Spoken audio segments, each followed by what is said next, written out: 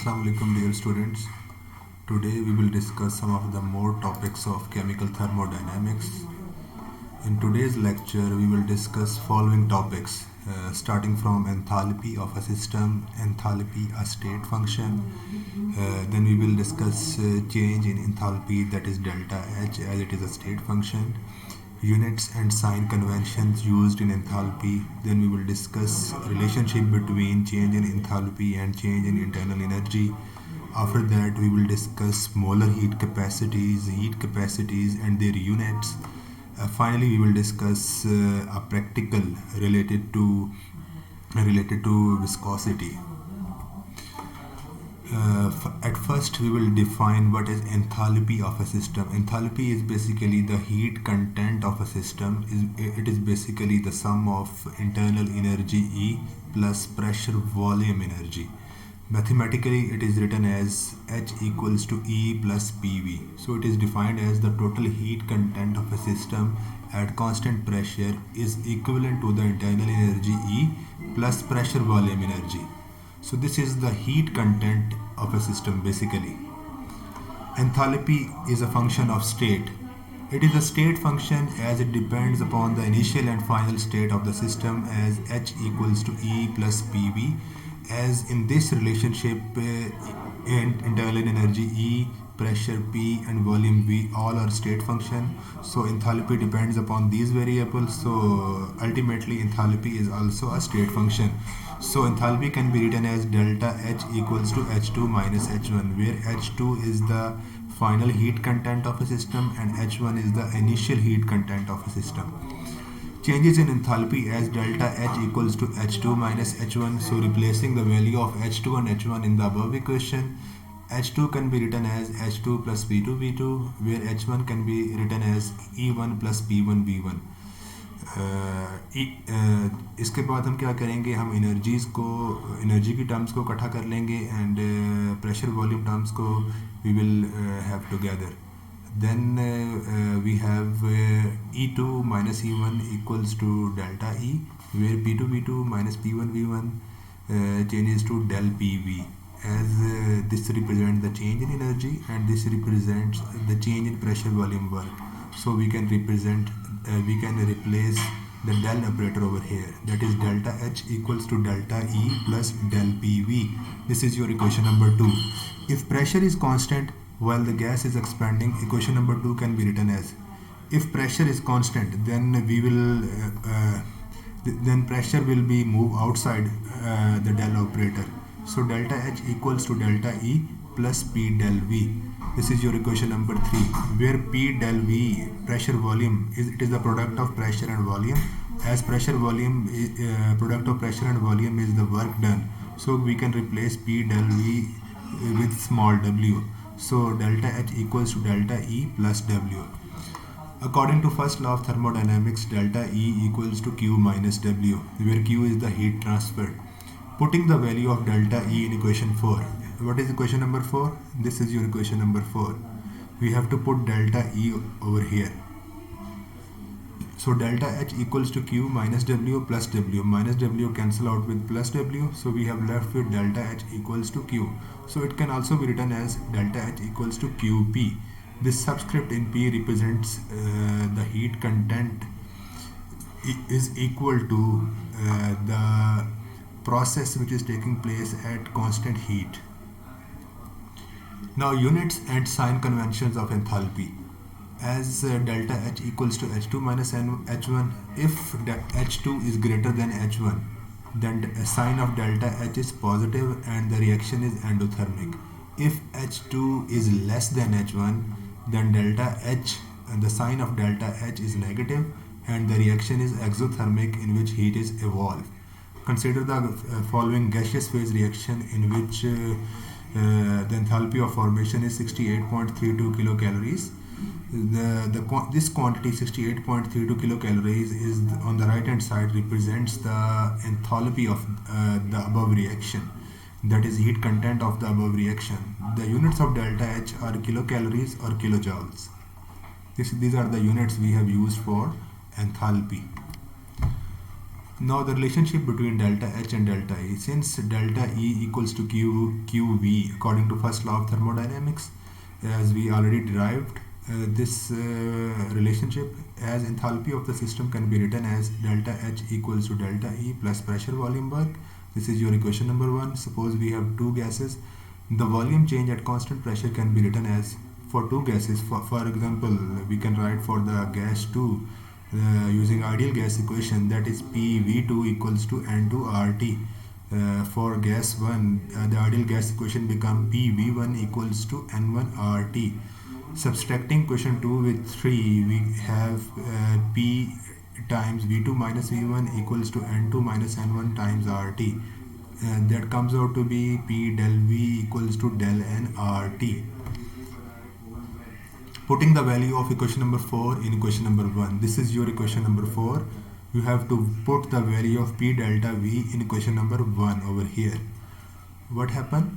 Delta H equals to delta E plus del N RT. This is the relationship between delta H and delta E. Please remember this equation for the numerical problems. This is a numerical problem. Here we have hydrogen difluoride decomposes into hydrogen and fluorine gas. And the delta E for this reaction is given minus 14.2 kilocalories per mole. However, temperature is also given. We have to calculate delta H for this reaction. We have 1 mole of reactant and 2 moles of product over here. Again, using the same relationship as we derived earlier, that is delta H equals to delta E plus del nRT.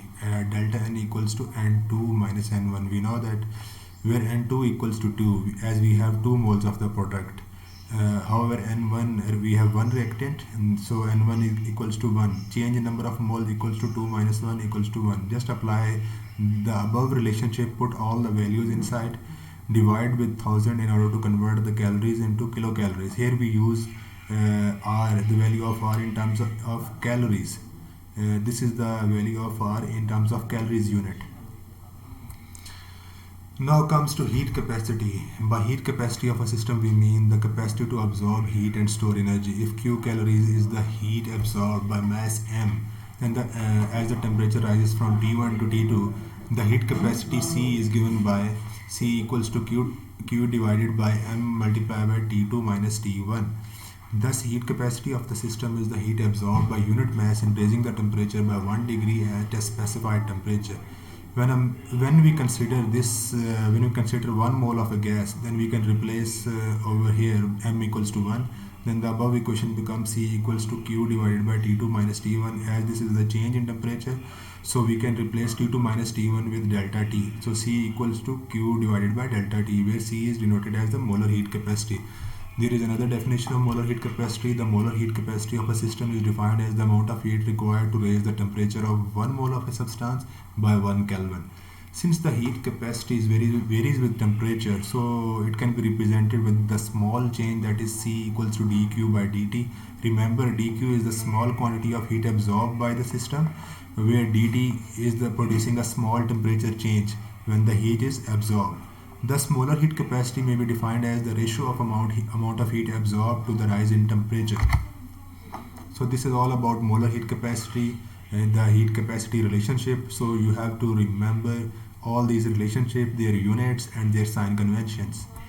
So these are the units of heat capacities. Usually we express heat capacities as calories per Kelvin per mole, or joule per Kelvin per mole. Joule per Kelvin per mole are the SI units. Normally we use SI units while solving numerical. Heat also is not a state function, neither the heat capacity. Heat and heat capacities are not the state function, as their values does not depend upon the initial and final state of the system. So this is our last part of today's lecture, that is to determine the percentage composition of liquid solution viscometrically. Apparatus for this is beakers for making the percentage composition of solutions, Ostwald viscometer and an iron stand. The chemicals used are methanol and water. We will form different composition of these two solutions by mixing these two liquids. No, first of all, theory and principle for this practical. As you know, every liquid has a specific viscosity. When we mix one liquid with another liquid, there might be a change in its viscosity. The composition of various miscible solutions can be determined by knowing their viscosity. How we calculate the percentage composition? We just plot a graph between time of flow of various composition against their concentrations. When we draw a graph between time and flow and their concentration, then from the curve we will be able to calculate the composition of unknown mixtures. This is the procedure of the practical for determining the unknown composition. First of all, we took 6 glass beakers for preparing 6 composition of methanol and water. In first beaker, we took 100 ml of water and 0 ml of methanol. In the second composition, we mix 80 ml of water with 20 ml of methanol. In the third beaker, the composition will be unknown, which has to be determined. For the fourth composition, took 40 ml water with 60 ml methanol. For the fifth composition, took 20 ml water with 80 ml methanol, and the last composition will be 0 ml water with 100 ml methanol. In the end, we have to plot a graph between concentration of a solution with the time of flow of each composition. I am considering A with water over here. Determine the unknown composition from the curve in the graph. Simply from the curve we can calculate the percentage composition of the unknown mixture. Suppose these are your calculation. These are the supposed calculation written over here. These are the various composition. These are the 6 composition which I have formed. This highlighted one is the unknown one, which will be calculated in the upcoming graph. This is the Oswald viscometer over here. This is your wider limb to enter the fluid over here. Here the rubber sucker over here. We can suck the liquid from here, from inside, and when the liquid comes over the upper mark, then you can start your stopwatch to calculate the time of flow from the upper mark to the lower mark. From this viscometer you can calculate the time of flow from the upper mark to the lower mark when the liquid is dropping from this end to this end. So these are the time of flow for different composition. Finally, this is the graph. As on the x-axis you have concentration of A in solution and time of flow on the y-axis. As you see, this is the time of flow for the unknown mixture, that is 40 seconds. From here you can draw a straight line to this horizontal straight line, to this vertical straight line, and then from here, from this point, you can also draw a straight line to the x-axis in order to calculate the concentration. The concentration comes out to be 60 ml. As you see that the 60 ml water is here. Beside this we have 40 ml of methanol, so this composition is 60-40. So the result of this practical is the unknown composition has 60 ml water and 40 ml methanol inside by using viscometrically.